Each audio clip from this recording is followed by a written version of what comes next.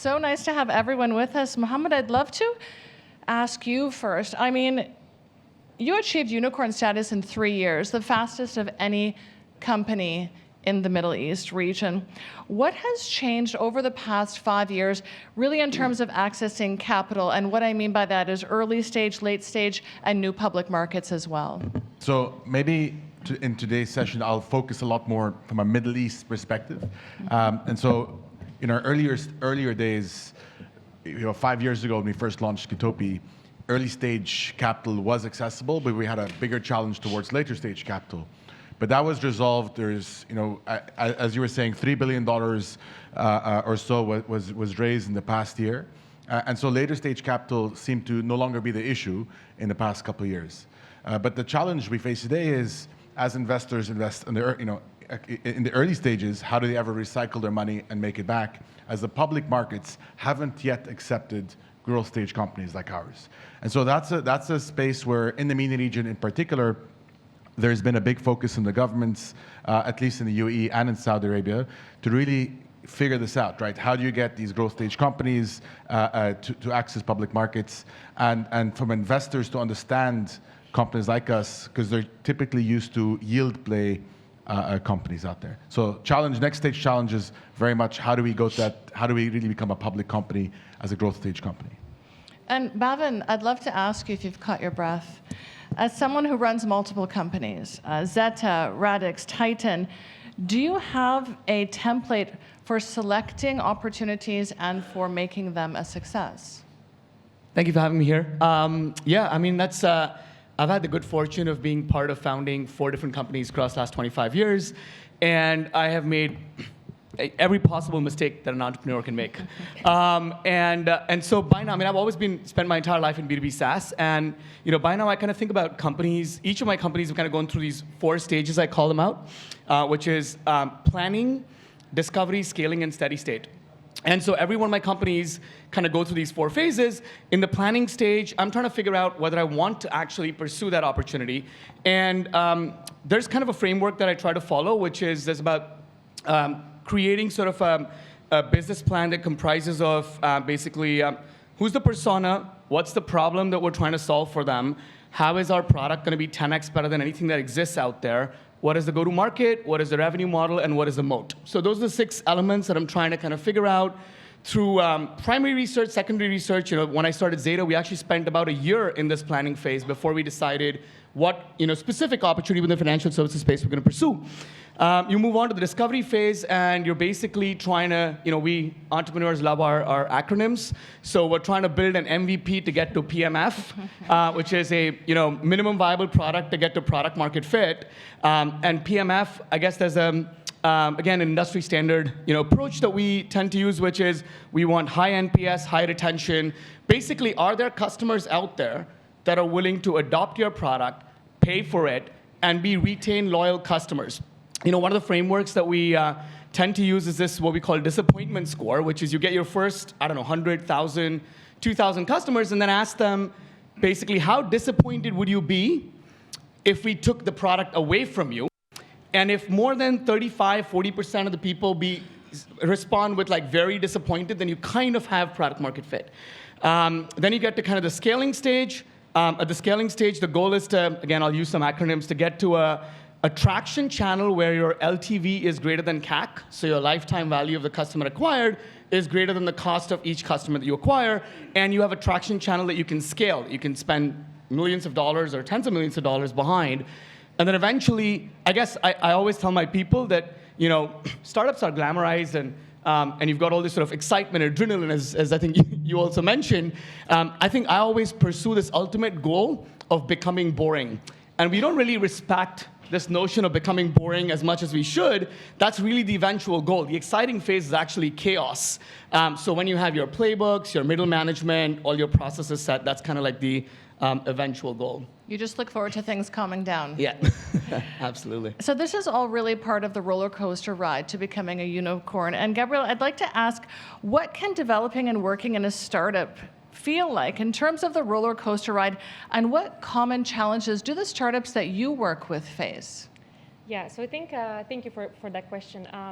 I think it can really depend based on what kind of funding strategy has the startup chosen, or maybe what stage of the startup you're in. But I think definitely there are some common challenges that all startups face, if I may state that. I think something we all do is sense a financial insecurity at some point of the startup, right? So either you try to attract the initial funding or go to the next round, or try to be self-sustainable if you choose a bootstrapping strategy like OxyLabs did. So it's always that tight timeline to deliver, to perform, and to ensure that financial security and become boring, as my colleague here mentioned. Running out of funds is actually the second most popular reason why startups fail. So I think this is also very relevant to this point. And I think a few other things is also just operating in a very fast-paced environment at all times with constant change.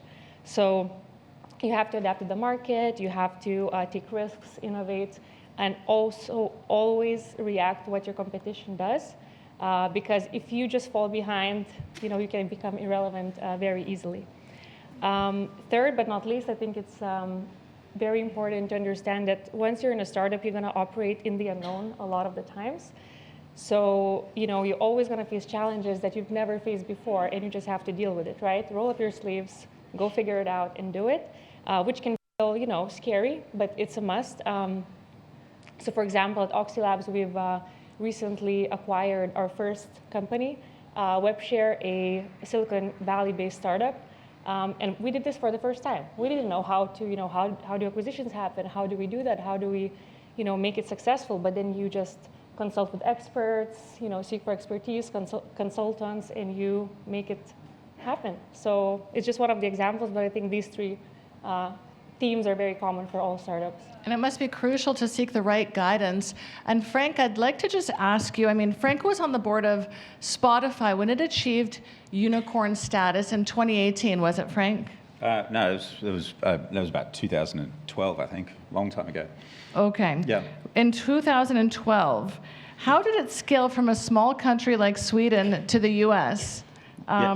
And what were your major roller coaster moments at Spotify? Yeah, well, Spotify was great. By the way, I researched it, and it's commonly thought that Spotify reached unicorn status in 2018. Yeah, well, it's definitely... So we need to correct the wiki. Yeah, my God, yeah, much earlier than that. So, it was... the first time that Microsoft made a bid for Spotify was probably 2011, 2010, which was, they offered a bill.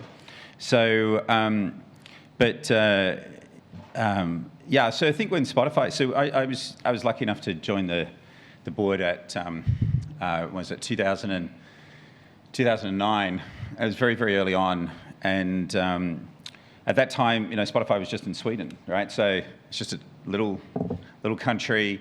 The labels didn't want Spotify at all, and of course, as you might imagine, at that time there were some very big players in the music industry, and they were all against what Spotify was trying to do, right? But Spotify had this mission, which was to absolutely fundamentally change things. At that time, everyone was pirating music, and it was to change. Like, how do you to fundamentally change people from pirating music to streaming it?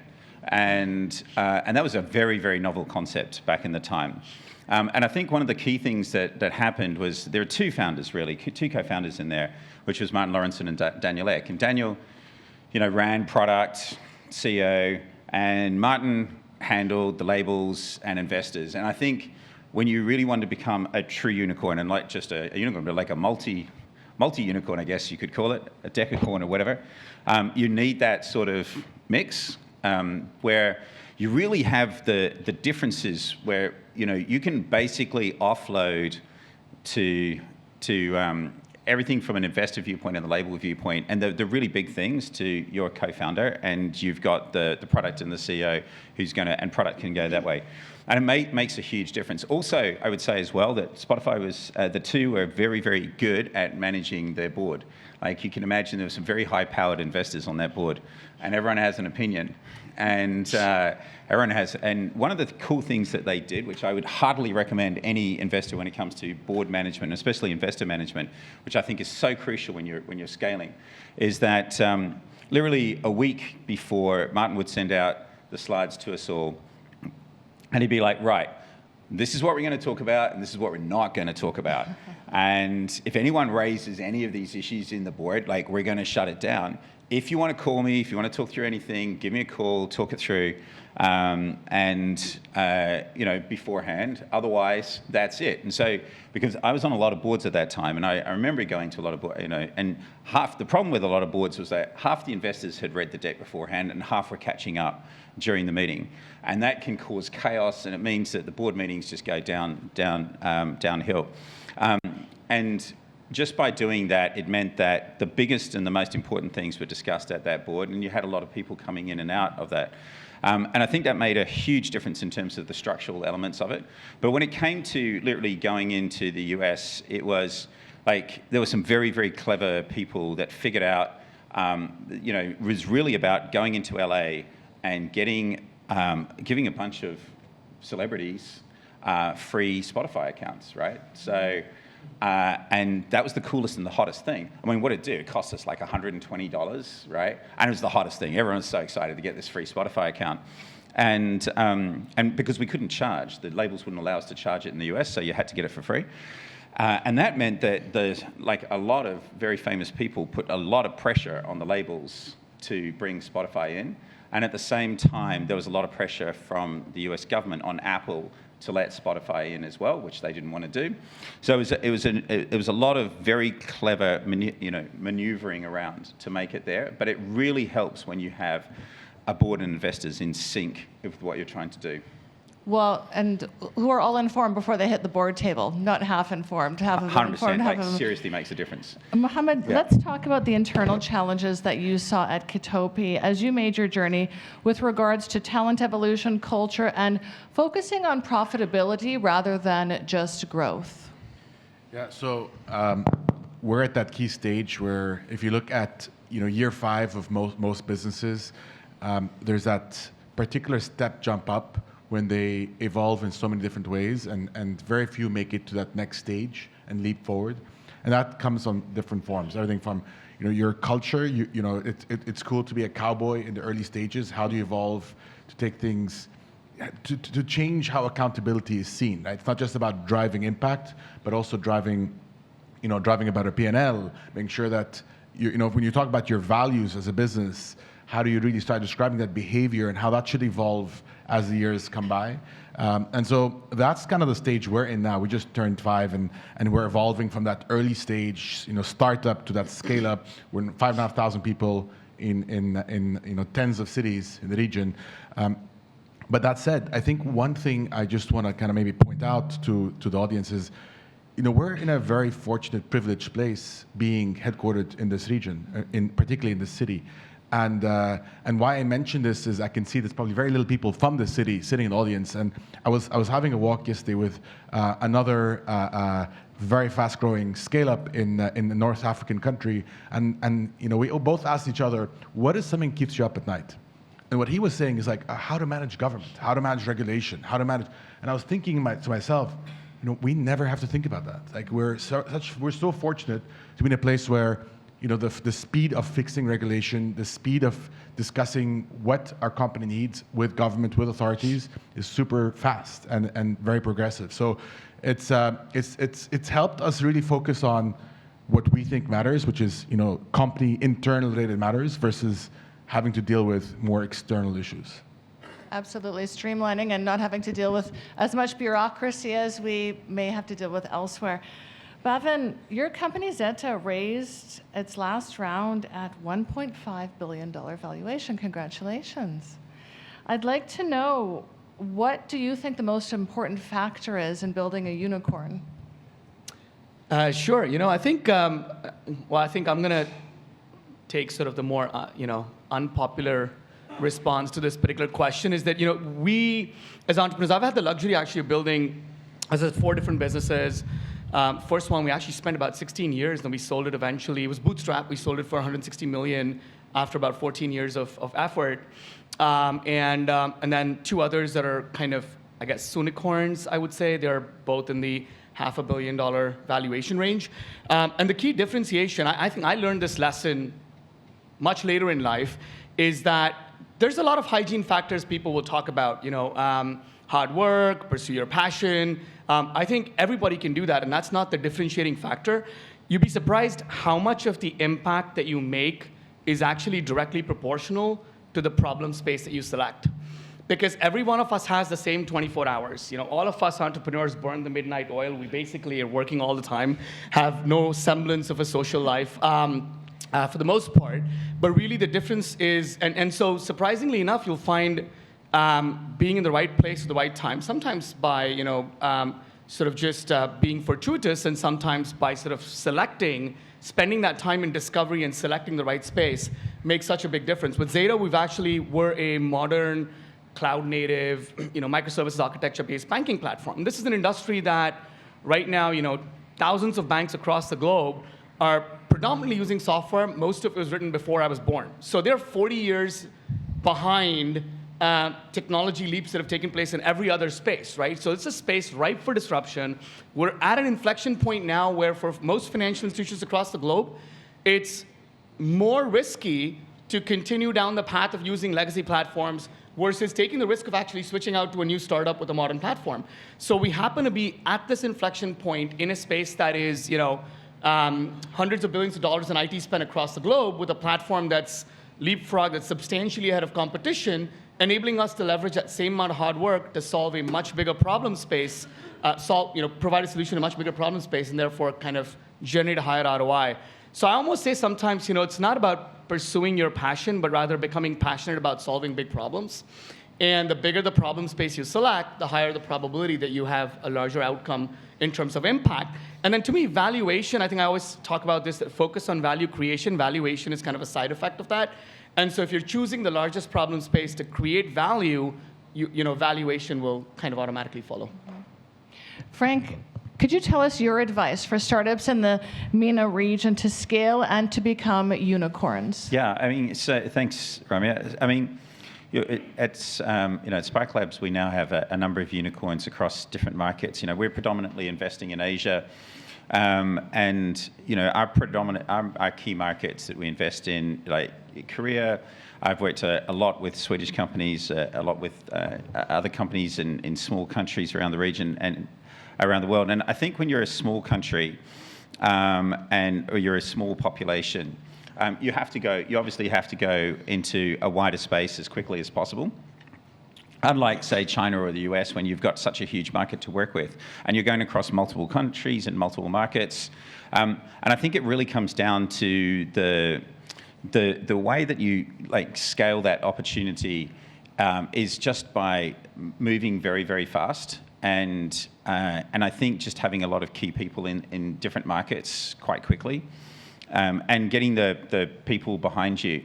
One of the things that, if you look again back to Spotify and how they scaled out of Sweden, it was targeting the US market way before we went there, right? So it was on the ground work, hard work in the US, at least a couple of years before the launch.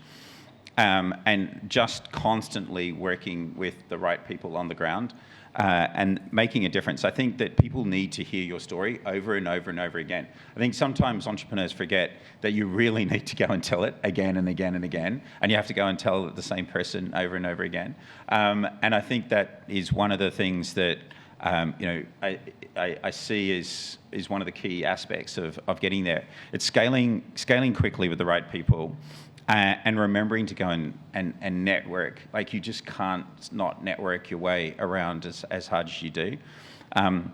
And just relentless, just being utterly relentless about how you go. But I think that here in the MENA region, there's an enormous amount of opportunity that US and Asian investors are starting to realize.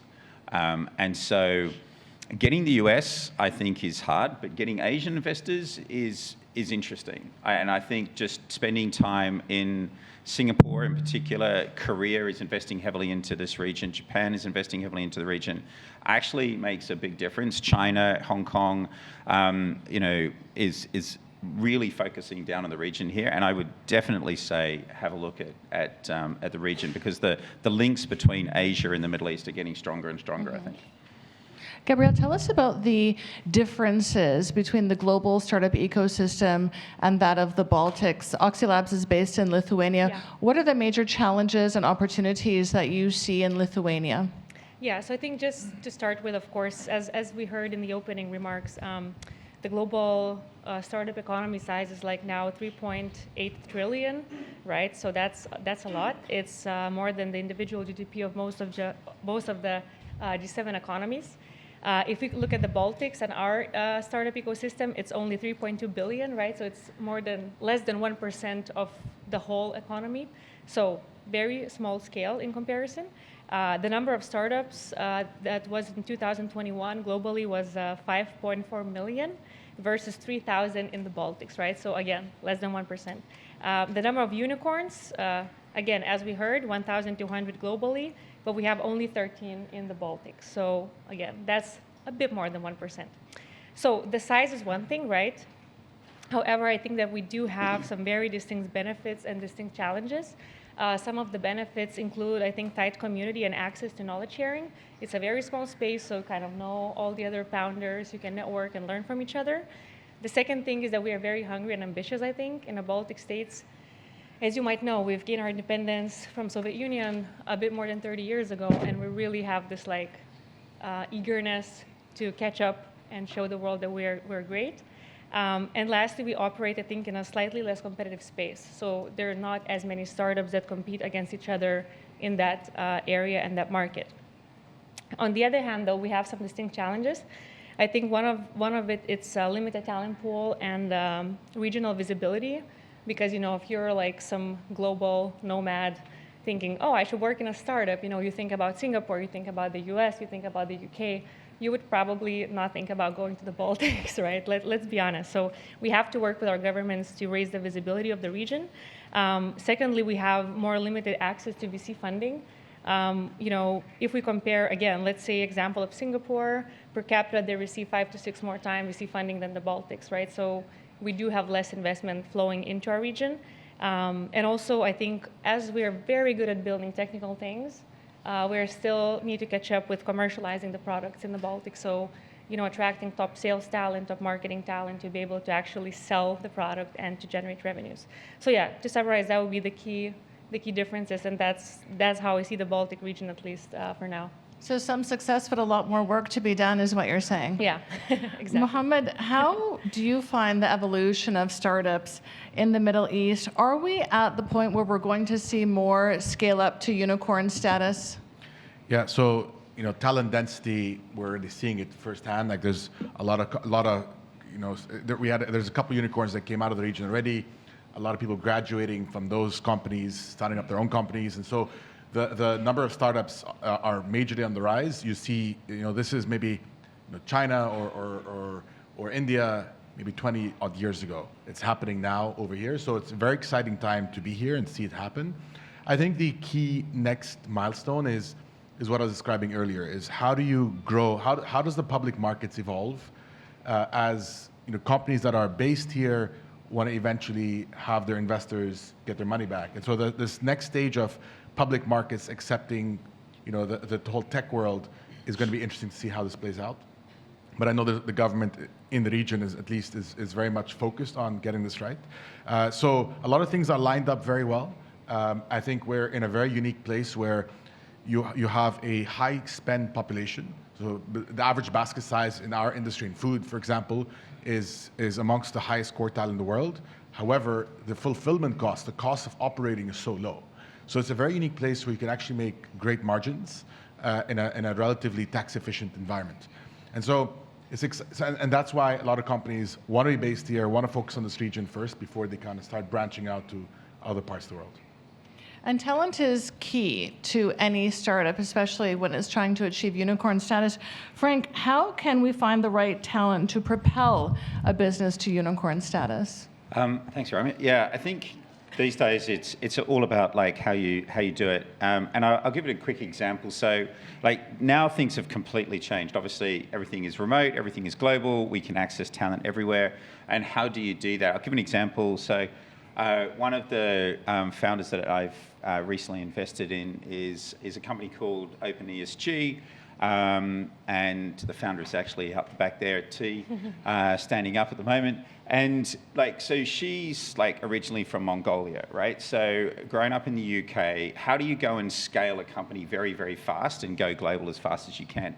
And I think, like, so what she went and found somehow managed to get the third most senior person at the World Economic Forum to leave the World Economic Forum and join her as her CEO, right? And then from then, like, how do you then go and get like global technical talent, right? So she goes and gets some people out of Consensus, which is like one of the, you know, hottest Web3 companies, and persuades them to come and join. And I think that's one of the key things to do, like these days, is get very smart talent with a kind of like a brand attached to it, right? Whether that's the World Economic Forum or Consensus or Facebook or anything, as your core team. And because they will join, right? If they're like, and you don't have to get the most senior ones. Like you can also get like the second or third, like who's like, you know, second or third in the product level, but get those on board, because investors like myself, we will look at the talent. Like we need to see that the talent is there to scale and scale globally. And then thereafter, once you've got that kind of like couple of 3 or 4, like, and they don't need to be that senior, like in their 30s or like 40s or something, and then you can get a whole great team of young, you know, graduates or something and everything in their 20s, like fresh and hungry and extremely keen to move. And you've just got that senior pool of talent and that junior or like fresh, like, you know, hungry talent. And then also when you've got them coming from that stage as well, in terms of just getting them out of a unicorn or something, where they're also hungry to come in and build something from the ground up. But you don't want to get them too senior because they've kind of done it, that's it, I'm out. It's like that really good mix of like keen and like, I really need to prove something. I've come out of Facebook after 10 years and I really want to do it. And you don't want to get them too Facebook as well. So like there's always a mix, but I think it's that mix that gets right, is really fast. But you can do it so fast and so hungry now, and they're so keen to do it. And again, I come back to Asia. You know, I've built nearly all my companies and everything out in Asia and invested heavily in Asia. And the talent and the drive in Asia is matching what's coming down here in the Middle East as well. And I just think that, you know, people are so much hungrier in the Middle East and MENA region, Africa, Asia. They're so keen. The Baltics as well, where, you know, Tarvet and from TransferWise is investing heavily back into the Baltics and putting so much effort in there. Like smaller countries are so much keen. I mean, and, you know, sometimes people in Europe and US are a bit too privileged. So I think it's a bit better to sort of like hunt elsewhere these days. It's a fantastic formula, Frank. Third from the top and then bottom up, if we want to paraphrase. Yeah, kind of, yeah. Bhavin, I'd like to ask you your thoughts on the current economic downturn and the impact on startups. What new challenges are startups facing in this inflationary and difficult environment to operate in? I think I'll take a page from nature's playbook here. You know, I've gone through, I think this is my 4th economic cycle in some sense, starting with kind of dot-com 1.0 bust in 2008 and whatnot. And you know, whatever doesn't kill you only makes you stronger, right? So I think every evolutionary leap has occurred when nature placed constraints. Constraints result in creativity. I actually almost think that, and I talk about this a lot because 3 of my startups were actually completely bootstrapped and organically grown. We never raised any funding until Zeta actually is the only startup that I've, for the first time, raised institutional funding. And I sometimes actually see the impact of like how overfunding actually stifles creativity. Because when you have infinite cash, you don't need to be creative, right? You can just throw money at the problem. But when you have constraints, you're forced to create that culture where people are creative. So I actually think this is an environment where you know, startups have the opportunity, you know, and startups and mature companies have the opportunity to truly, really focus on being creative, you know, improve efficiency, improve productivity, and, you know, the best ones will survive and come out of it much more stronger. We've done it 3 or 4 times over and over again, and we've seen the impact of that. And so I think there's a significantly positive spin. I also think that times like this really tend to get the whole industry and ecosystem to focus on the metrics that matter. I remember back in .com 1.0, it was all about eyeballs. Like, what the hell are eyeballs going to do? So you've got all these sort of proxy metrics for real profit. Business is about creating value. When you create value, you should be able to create value for the organization that is creating that value. And so really, there's all these sort of proxy metrics that emerge during these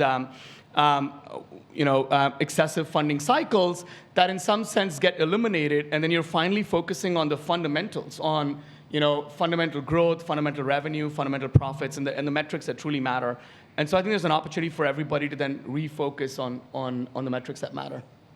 Thank you so much. Sadly, we've run out of time for this panel. I enjoyed speaking to all of you very much. Thank you for your insights. Thank you. Thank you. Thanks, Ramia.